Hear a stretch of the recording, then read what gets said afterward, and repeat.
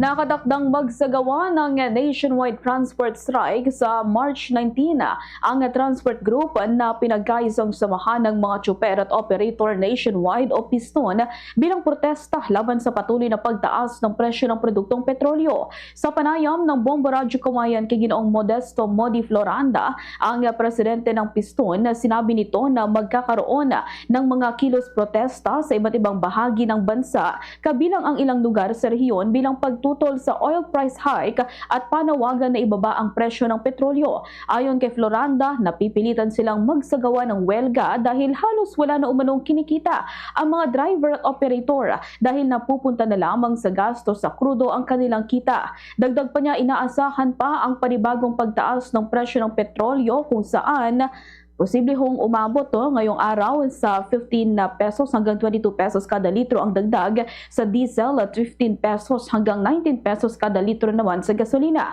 Git pa ng leader ng transport group na dapat umanong suspindihin ng pamahalaan ang pagpapatupad ng oil deregulation law at alisin ng excise tax at value-added tax sa produktong petrolyo upang maibsan ang bigat ng gastusin ng mga driver, operator at maging ang mga mamamayan.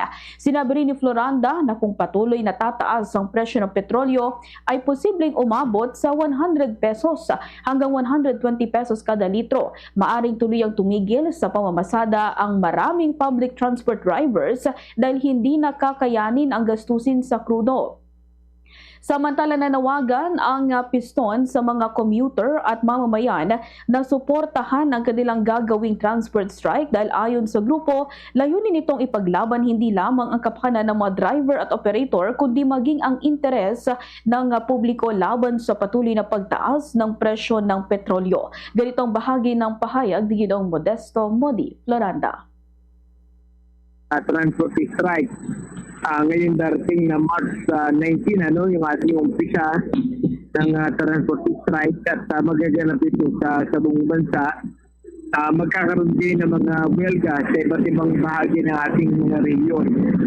Laban dito sa youth aggression at laban dito sa patuloy na pagtaas ng presyo ng petrolyo na kung saan ay halos hindi na kayanin dahil sa ubod na lang mahal.